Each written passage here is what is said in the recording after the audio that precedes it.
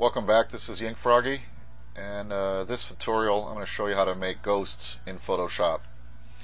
I like them in black and white. I think they look cooler, but you can certainly keep the color. The main thing to remember about ghost images is that you want two images. You need a background and you need your ghost, of course, your foreground, and the reason for that is so you can see the background through the ghost when you apply transparency to the ghost. So these are just a few I did today.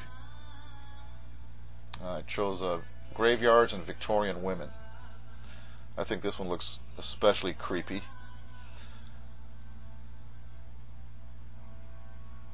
And another thing to remember that is effective on ghosts is that mostly the whites are what show and the darks are more transparent. I just learned that from looking at ghost images or supposed ghosts on the internet. So let's get started. This is my Victorian woman that I've already cut out from a background. It's a black and white image. If you find a black and white image, make sure you make it RGB. Go to Image, Mode, RGB, which stands for red, green, blue. That turns it into a color image, at least the ability to use it with a color background. So I'm going to hit Control C to copy it. Cutting an image from the background like I've done here is another lesson, but it's pretty easy. You can use the extract tool, so look that up in your Photoshop index. So I'm going to get rid of this image, and here's my background. Cool little chapel with this old cemetery in Ireland. Thanks to Mark Dickman for this awesome image.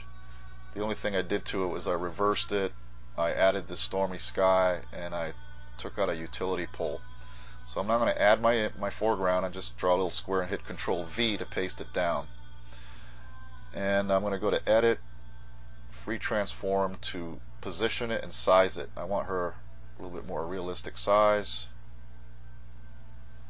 just by dragging on the corner tab here in the selection box, and then I can position it where I want. I think I'm going to put her right on the footpath here, and keep your background in mind because when you make it transparent you'll be able to see it through. So I will be able to see the corner of the chapel coming through. So right about there, click the check mark to apply my transformation. I'm going to add a little contrast and brightness to make the whites pop a little more. So I just go to Image, Brightness, Contrast. Click OK.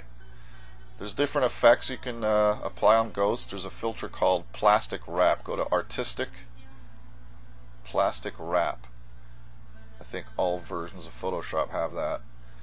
And as you can see, it gives you these ethereal, wispy streaks of light that you can mess with the sliders here. There's a highlight strength, smoothness, and detail. And it kind of makes it look like something's appearing in front of you. I'm not going to use it for this image, but that's one you can play with. The filter I am going to use, though, is Distort, Diffuse Glow. What that does, it gives an overall glow to the image. Make sure you're in black and white for this.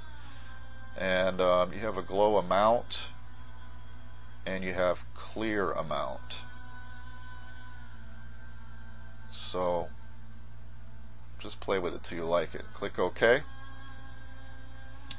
And another glow you can do is on the outer glow. Go to Layer, Layer Style, Outer Glow,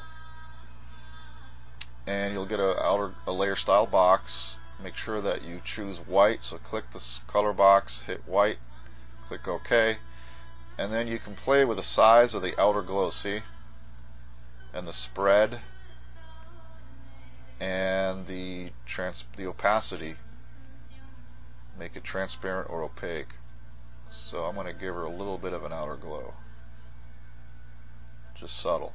Click OK. I mentioned earlier that I like to add some blur so that the ghost looks like it's maybe, it kind of makes it look like the ghost is there but not quite there, kind of in another dimension. Go to Blur, Gaussian Blur, and your selection box has a slider where you can just adjust the amount of blur you want. So you can play with that. So I'm going to make her just a little bit less sharp than the background so she looks like she's kind of in another dimension. Now the most important step is transparency, so I go to my eraser tool And then opacity up here should be under 50%. If you have it too high, when you cut into it, it'll make it too transparent. You'll lose all your detail. So I want some control over how much transparency. So I've got a 35, slightly larger brush here. And the first step I'm going to do is just apply one coat. Keep your brush down, don't pick it up, of transparency over the whole ghost. And already you can see the background showing through.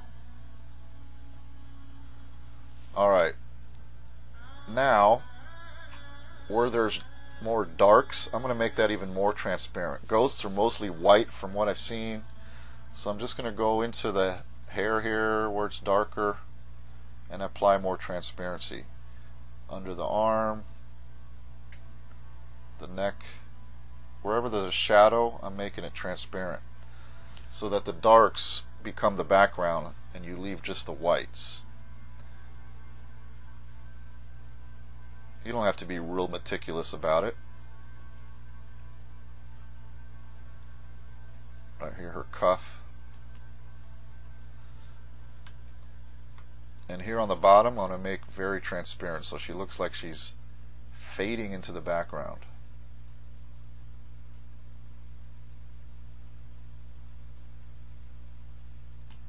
So I am picking up my brush and laying it back down to cut into it more.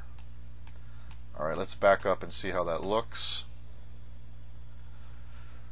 I think that's pretty effective. I think I am going to make this image black and white as well. So now that we've finished with this layer, this foreground, we can merge them. So I go to Layer and hit Flatten Image. Merges, you can hit Merge Visible as well. And now both are together.